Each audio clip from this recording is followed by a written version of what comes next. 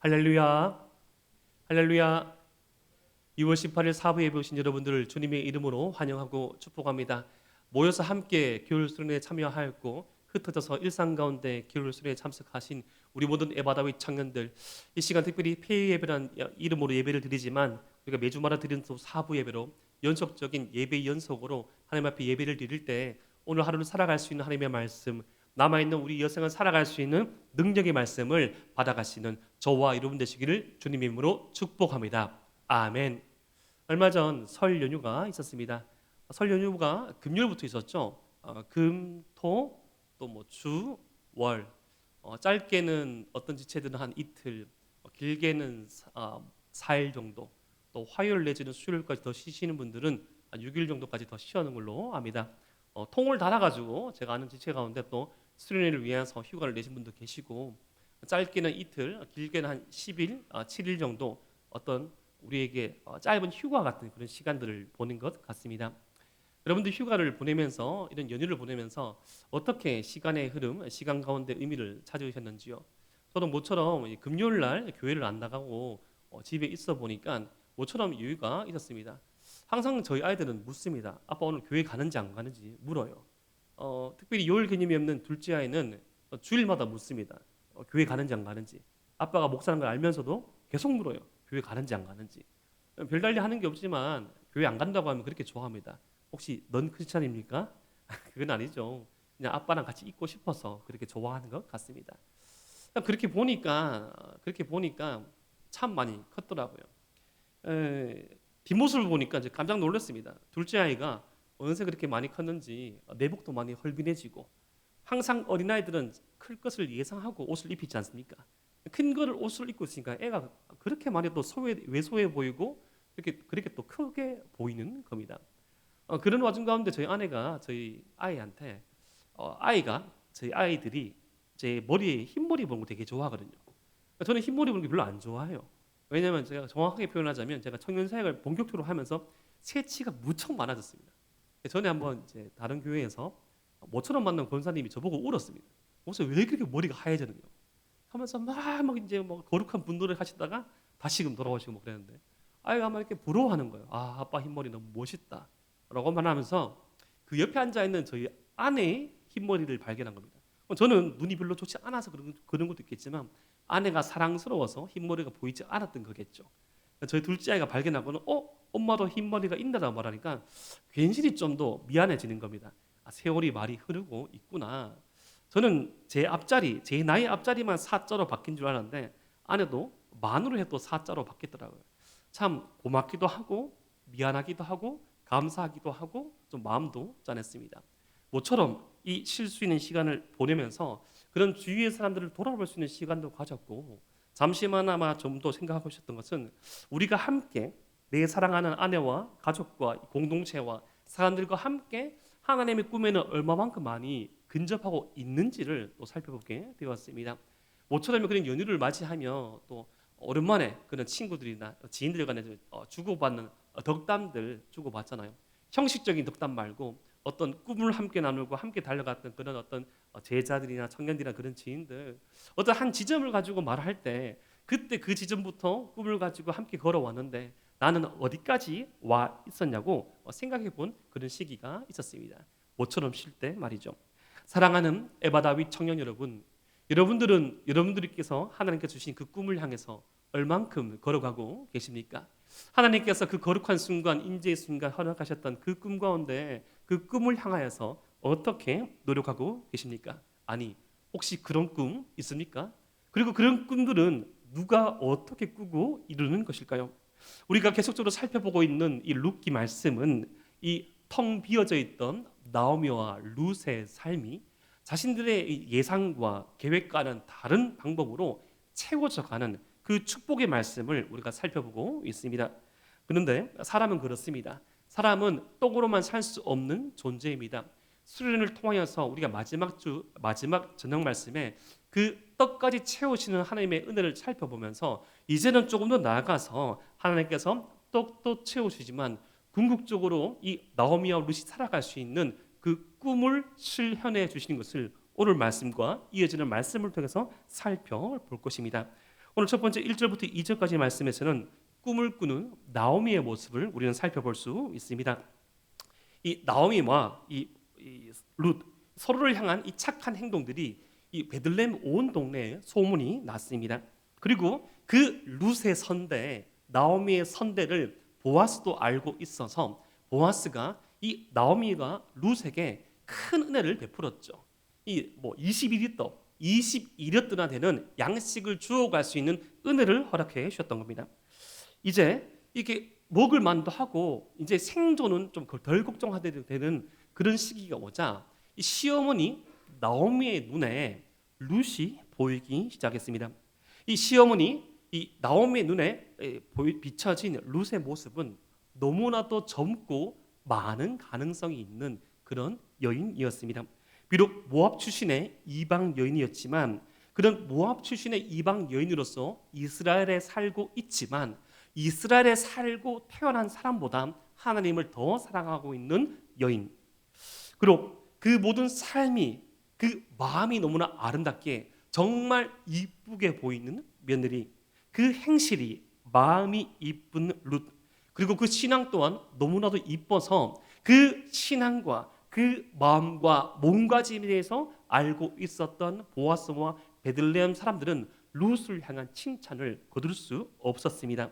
그런데 자세히 살펴보다 보니까 그 아름답고 많은 가능성이 있는 룻이 시어머니 나오미 자신으로 말미암아 그 날개가 펼쳐지지 못하고 있다는 사실을 발견하게 됩니다. 사랑하는 에바라위 청년 여러분, 사람의 삶은 다 이어져 있습니다. 특별히 누군가의 삶이 꽃 피우고 날개짓하기 위해서는 그 누군가의 헌신과 희생이 꼭 수반되기 마련입니다. 나의 이 웃음은 누군가의 눈물의 바탕이 될 수도 있고요. 나의 이 열매는 누군가의 그 텅 비어있는 삶을 기반으로 할 수 있다는 것이죠. 특별히 사랑하는 에바레비 청년 여러분, 하나님의 은혜를 아는 저와 여러분들의 그 어떤 삶에 있어서 어떤 열매들, 어떤 결실들, 어떤 과정에 점을 찍는 그런 축복들은 그 누군가의 희생과 헌신과 배려가 수반되어 있음을 잊지 마셔야 합니다. 이것은 하나님을 알 때 그런 세상에 대해서 눈이 띄어지게 됩니다. 하나님의 은혜에 대해서 알면 알수록 내가 한 것보다는, 내가 몸부림친 것보다는, 내가 가슴 아파하며 내가 눈물 흘리며 준비했던 시간보다는 그 이상으로 채워주신 하나님의 은혜, 내가 노력하고 기도하고 살아갔던 그 삶과는 더 비교할 수 없는 압도적인 하나님의 은혜를 바라보게 되고, 주님께서 하시노라고, 주님께서 내게 붙여주신 축복의 사람을 통하여서 채워졌노라고 고백할 수 있는 삶이 바로 저와 여러분들의 삶인 줄 믿으시기를 바랍니다. 이제 나오미는 그 눈을 가지게 되었습니다. 이제 며느리 룻이 자신을 봉양한 데서 벗어나 다른 남자와 행복한 가정을 이루는 것이 그 룻을 향한 진정한 행복의 길임을 깨닫게 됩니다. 근데 막상 이 룻의 어떤 결혼 상대를 찾아보니까 만만치 않죠. 이방 여인으로서, 모함 여인으로서, 그리고 이미 한번 결혼을 갔다 온 그런 사람으로서 마땅한 상대가 보이지 않습니다. 하지만 그들이 지금 맺고 있는 그런 관계성 가운데, 그들이 함께하고 있는 그런 예배 가운데 누가 이 룻과 좋은 관계를 맺을 수 있고 짝이 될 수 있을까라고 살펴보다가 떠오르는 한 사람이 있었습니다. 그 사람이 바로 보아스였습니다. 우리가 지난 이 수련의 말씀을 통해서 살펴본 이 보아스는 이 룻과 나오미 가정에 한량없는 은혜를 베푼 사람입니다. 하지만 이 나오미와 룻이 연결되는 데는 큰 산들이 몇 개가 있습니다. 우선적으로 이 나오미와 룻, 보아스는 친척 관계에 있었지만 이 이스라엘 이 율법에 의거하여서 이 남자가 없이 남편을 떠나보낸 여인들만 남아있는 집 가운데 이 친척 가운데 그 기업을 이어받기 위해서 어떤 다른 남자, 친척 가운데 남자와 결혼할 수 있는데 그 남자의 우선순위가 있었는데 이 보아스가 1순위는 아니었습니다. 그리고 그 무엇보다 이런 마음이 보아스에게 있는지 없는지를 나오미와 룻은 전혀 알지 못했습니다. 이렇게 하지만 이런 어려움과 고민을 두고 있다가 어렵사리 나오미가 룻에게 이렇게 말을 꺼냅니다. 우리 룻기 3장 1절과 2절 말씀을 함께 한번 읽어 보겠습니다. 시작. 룻의 시어머니 나오미가 그에게 이르되 내 딸아 내가 너를 위하여 안식할 곳을 구하여 너를 복되게 하여야 하지 않겠느냐. 내가 함께하던 하녀들을 둔 보아스는 우리의 친족이 아니냐.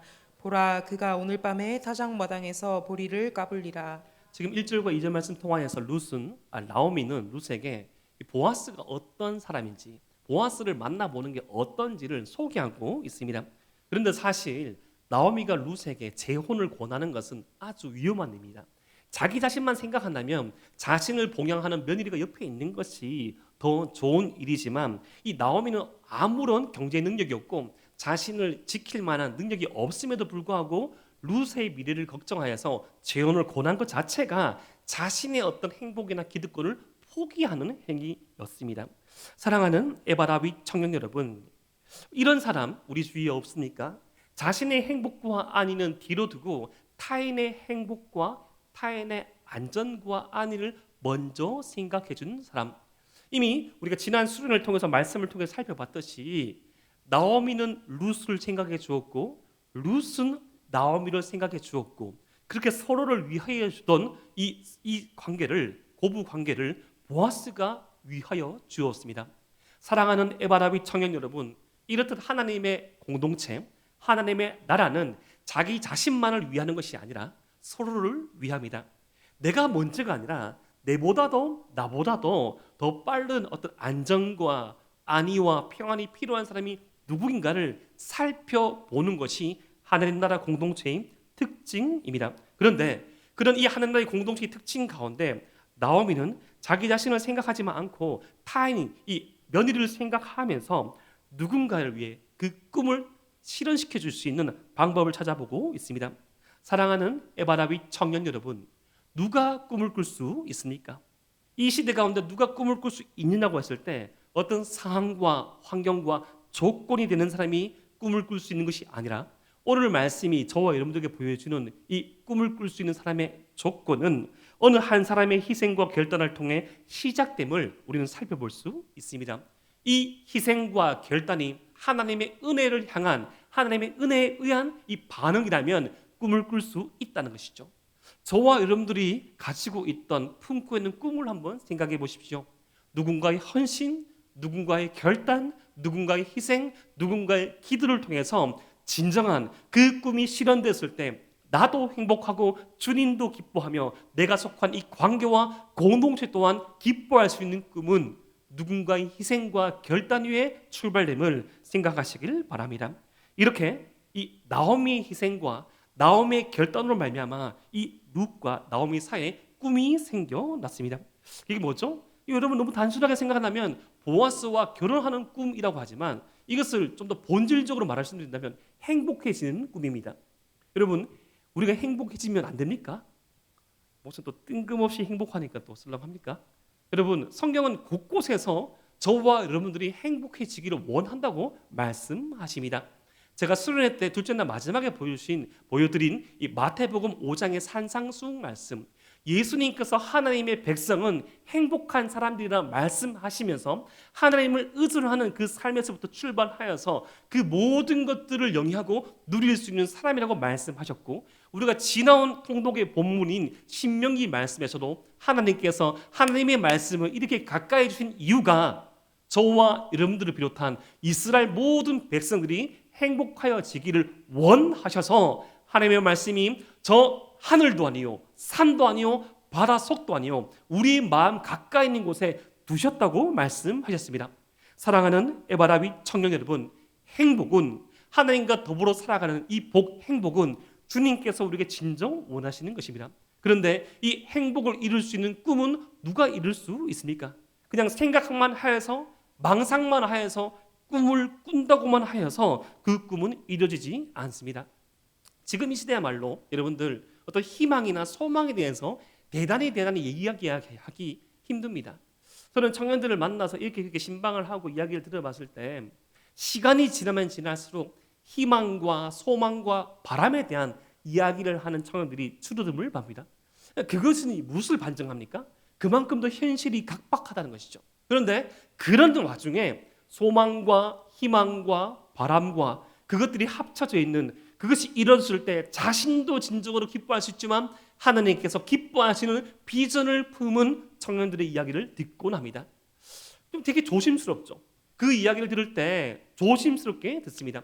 우선은 그 이야기, 어떤 직업에 대한 이야기에 국한되지 않습니다.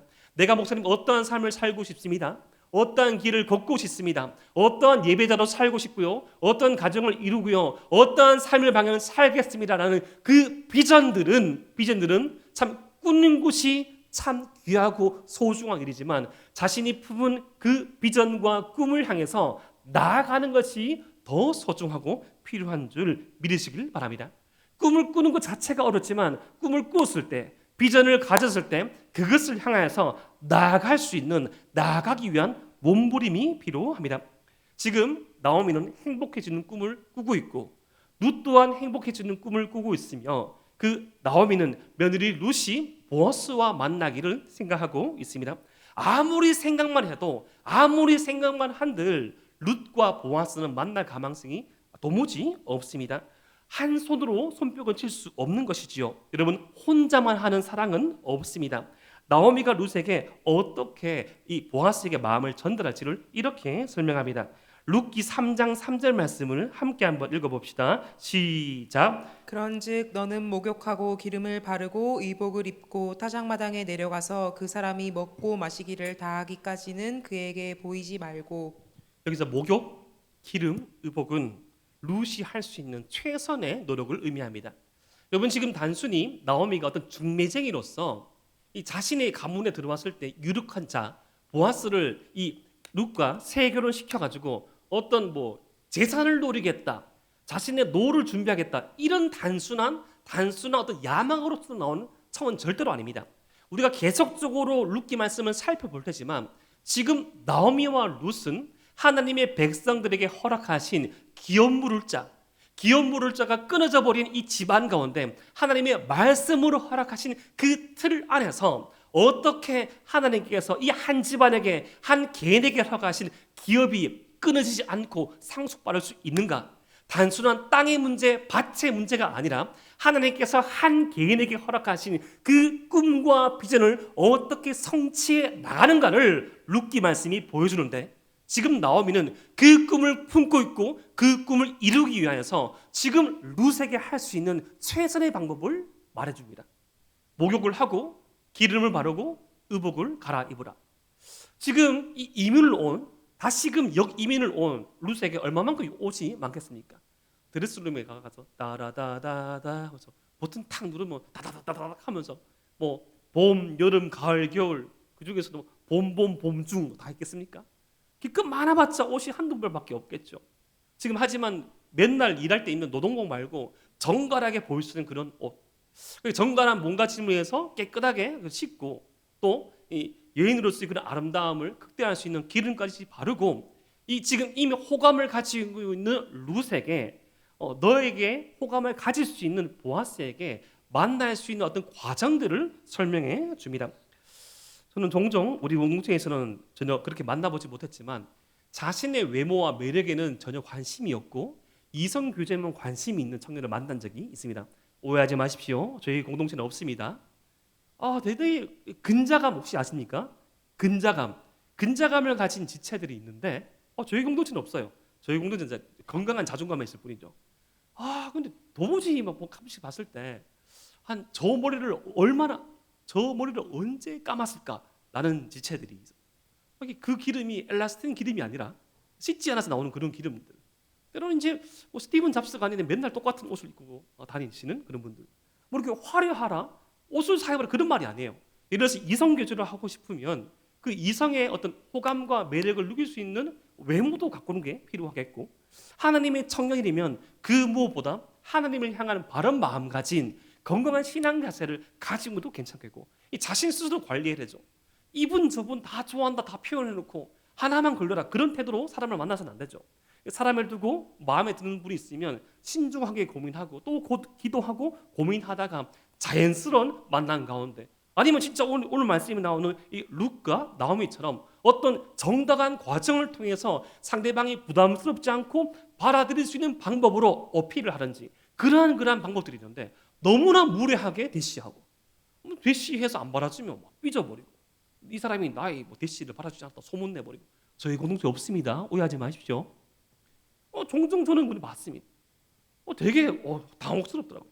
그 자신감은 뭐지? 자신이 거의 이제 지존자 위치에 있나? 지정하면 자신과 결혼해야 되나? 다른 종교가 그런 종교 있잖아요. 교주가 지적해 준 사람하고 결혼해야 하는 종교, 통무순교. 그거 있잖아요. 우린 기독교인데. 다른 예를 들어볼까요? 어떤 직업이나 어떤 비전이나 어떤 자신의 미래에 대한 그런 꿈들. 여러분, 무엇을 잘하고 싶으면 저는 1만 시간의 법칙은 믿지 않습니다. 1만 시간 정도 되지 않아요. 1만 시간 이상을 투자해야 되죠. 여러분, 누군가가 그 어떠한 일들을 잘하고 수월하게 하면 그것을 수월하게 하고 잘하게 하는 그 이면에 수많은 보이지 않는 눈물과 땀이 있습니다. 그것이 어떤 직업, 그것이 어떤 공부, 그것이 어떤 사람의 생활 방식, 선한 방식, 그것이 어떤 삶의 스킬, 선한 스킬을 했을 때 눈에 보이지 않는 타고난 것도 있지만 후천적인 노력과 끊임없는 연구와 몸부림이 있다는 것이죠. 근데 그것은 하지 않은 채 어느 선 이상 돌파하지 못한 채 난 안 돼, 나는 이렇게 안 돼, 난 뭐 안 돼, 이 좌절하고 또 낭망하면서 주저앉으면서 자신을 틀 안에 갖추었을 때는 더 그 다음에 어떤 선한 열매나 선함을 취하기는 어렵다는 것이죠. 적어도 룻과 나오미는 자신의 행복한 삶을 꾸면서 자신의 생활 가운데 할 수 있는 것을 했습니다. 어디 이 진지한 이야기를 하려고 하는데 어디 입을 만한 옷이 없나? 뭐가 화려하겠어요? 기운 옷이지만 그 가운데 가장 단정한 옷을 꺼내고 자신의 몸을 가꾸고 가장 정갈한 그런 상태로 나아가려고 준비했습니다. 나오미가 룻에게 이렇게 말합니다. 4절 말씀. 그가 누울 때 너는 그가 눕는 것을 알았다가 들어가서 그의 발치 이불을 들고 거기 누우라. 그가 내 할 일을 내가 알게 하리라 하니. 여러분, 이 말씀 딱 읽고 여러분들 머릿속에 무엇이 상상됩니까? 만약에 여러분의 머릿속에 상상되는 그 가운데 되게 이렇게 예배에 올리지 않은 장면을 생각한다면 그건 아닙니다. 왜냐하면 적어도 성경은 그러한 어떤 유혹을 권하고 있는 말씀은 아니거든요.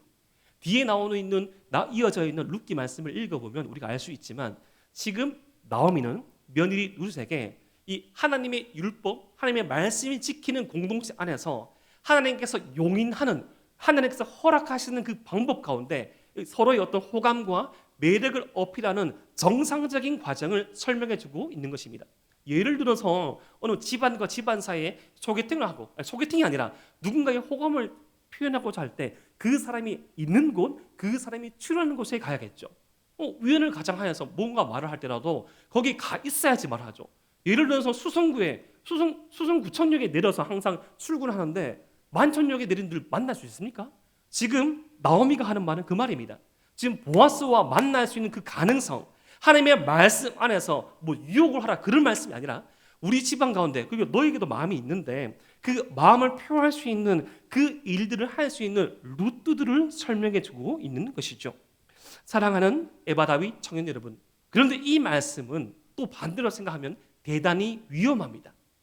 만약에 보아스가 룻에 대한 어떤 호감이 없다면, 그리고 그 과정 가운데 어떤 다른 동네 사람이 그에 대해서 보게 되고 오해하게 된다면 그것은 좀 어려움을 초래할 수 있는 과감한 결단이기도 하였습니다.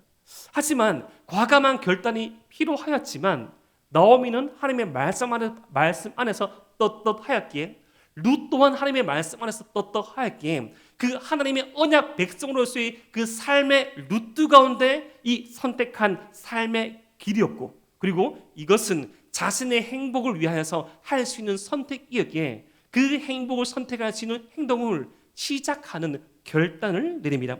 사랑하는 에바다윗 청년 여러분, 꿈은 꾸는 것만으로 되지 않습니다. 이 각박하고 애매하고 변화무쌍한 세상 가운데, 아무것도 확실하지 않을 것만 같은 세상 가운데 하나님께서 내게 허락하신 꿈, 꼭 그것이 직장이 아니더라도 하나님의 백성으로서의 삶의 길을 걸어갈 때 이 삶을 영위할 수 있는 삶의 방법, 삶의 목적지, 삶에 어떤 선한 영향력을 미칠 수 있는 그 인생 피리어드의 한 가지 한 곳에 그 목적지를 설정해 나갈 때 우리는 나아갈 때 예측하지 못한 어려움들이 생각할 수 있습니다.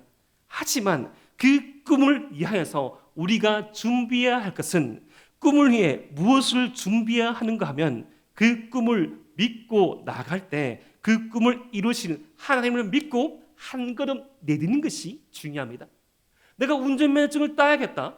그럼 운전면허 필기 시험부터 보셔야 되죠.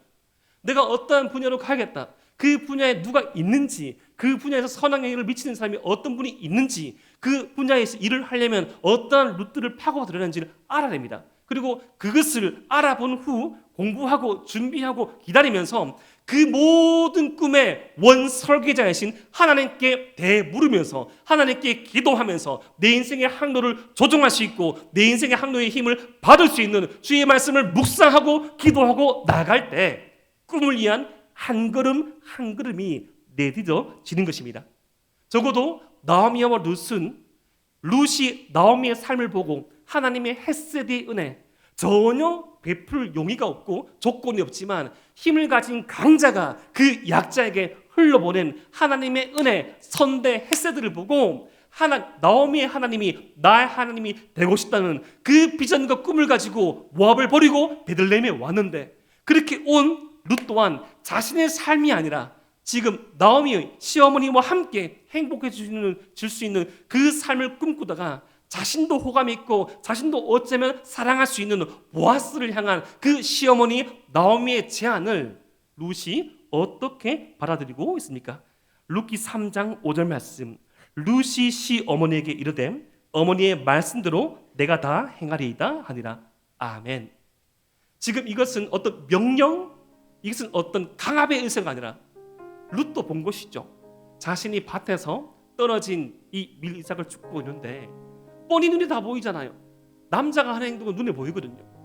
고의적으로 종들이 이 이삭을 흩어 떨어뜨려주고 옆에 와서 먹게 하고 초를 찍어 먹게 하고, 나도 이분이 좋지만 이분도 나를 좋아하는 것 같고, 더 나아가서 이분은, 이 보아스는 이 유력한 자, 하나님의 말씀의 은혜를 아는 자, 하나님의 은혜의 가치를 아는 자, 이런 자라면 혹시 남아있는 이 여생을 새롭게 출발해 볼 수 있을까? 라는 그 개인적인 소망이었지만 자신의 기업을 이어나갈 수 있는 하나님 나라의 백성의 가치를 이어나갈 수 있는 하나님의 꿈이기도 한 그 꿈을 향해서 나오미, 그 제안을 들은 룻은 과감히 하겠다고 말합니다. 오해하지 마십시오. 보아스가 그냥 이성적으로만 좋아서 룻의 여생을 너무나 편리하게 살고 싶어서 한 선택이 아닙니다. 뒤에 이어지는 모든 룻기의 말씀이 그것을 증언합니다.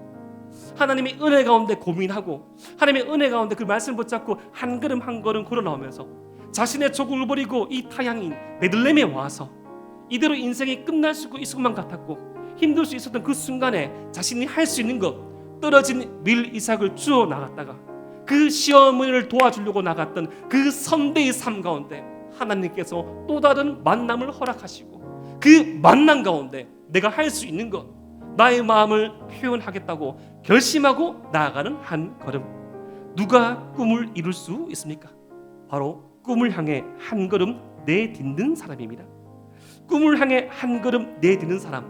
비록 나의 환경과 조건은 온전치 못하지만 이 모든 것들을 허락하시고 이끌어 가신 하나님의 은혜를 믿는 사람, 그 사람이라면 그 꿈을 발견해서 그치는 것이 아니라 할 수 있는 것을 준비하셔야 합니다. 사랑하는 에바라비 청년 여러분, 그것이 하나님의 꿈이라면, 그것이 하나님의 꿈이고 우리가 품었더라면 행동하시고 기도하시고 몸부림치다 보면 이루어지게 됩니다. 이 시대는 너무나 꿈꾸기 어려운 시대로 만들었습니다. 동일한 꿈, 동일한 안정된 생활, 동일한 이 편리를 계속 유지할 수 있는 그 꿈을 꾸라고 시대는 말하고 있지만 하나님의 나라는 그 안정만을 추구하는 꿈을 꾸라고 말하진 않습니다. 비록 같은 길은 아니지만 내가 그 길을 걸어갔을 때 행복하며 주님도 기뻐하시며 나의 그 기쁨을 통해서 우리 가족을 비롯한 우리 공동체와 나의 공개성의 사람들이 주님을 발견하게 된다면 그것이 바로 비전인 것이죠. 누군가의 그것은 공무원의 길이 될 수 있겠고요, 누군가의 그 길은 직장인의 길이 될 수 있겠고요. 누군가의 그 길은, 그 삶은 목회자, 선교사, 주님의 말씀을 전한 자의 삶이 될 수도 있습니다. 분명한 것은 하나님께서 말씀으로 허락하신 그 삶의 가능성 가운데 우리가 할 수 있는 것을 찾아보고 시도해 보는 것입니다. 목사님 안 되면 어떡합니까? 안 되면 다시 하면 됩니다. 여러분, 완성형으로 주어지지 않아요. 시행착오가 있습니다. 2번, 3번, 4번 다시금 도전할 수 있어요. 하지만 그 도전함이 무가치하다는 것이 아니라 도전하지 않고 후회하는 것이 가장 무가치합니다. 저는 오늘 말씀을 묵상하면서 제가 평소에 좋아하던 한 시인의 시를 발견하게 되었습니다. 꽃샘 바람에 흔들린다면 너는 꽃. 유시아 시인의 시였습니다. 꽃샘 바람에 흔들린다면 너는 꽃이다. 모든 꽃나무는 홀로 봄아리하는 겨울. 봄머리를 열어 자신의 봄이 되려고 하는 너의 전생에는 안으로 꽃피우는 노력과 바깥으로 꽃피우는 노력 두 가지일 것이니 꽃이 필 때 그 꽃을 맨 먼저 보는 이는 꽃나무 자신. 꽃샘 추위에 시달린다면 너는 곧 꽃필 것이다. 하나님의 말씀은 아니지만 어쩌면 꽃샘 추위와 같은 인생의 험난한 시간을 보내고 있는 저와 여러분들을 향한 위로의 메시지가 아닌가 싶습니다. 여러분, 누구에게도 꽃샘 추위는 있습니다. 하지만 그 꽃필로 하는 자, 우리 자신을 통하여서 일고 나갈 그 하나님의 열매, 꽃을 기다리는 자, 그때 그 인고의 세월 가운데 우리가 주님의 말씀을 붙잡고 노력하고 살아간다면 그 꽃 피운 것을 그 누구보다 우리 자신이 먼저 발견하게 될 것입니다. 사랑하는 에바라위 청년 여러분, 꿈을 꿉시다. 사랑하는 에바라위 청년 여러분, 그 꿈을 위하여서 한 걸음 내디립시다. 넘어져도 괜찮습니다. 쓰러져도 괜찮습니다. 우리의 손을 붙잡고 다시금 일으키실 주님이 계시고요, 넘어진 그 자리에서 우리를 안아주시고 업어주실 하나님이 계시기에 우리는 꿈을 꾸고 꿈을 향해서 한 걸음 내디뎌야 됩니다. 그런 새로운 꿈을 꾸고 꿈을 위한 그 거룩한 한 걸음을 내딛는 저와 여러분 되시기를 주님 이름으로 축복합니다. 기도드립니다.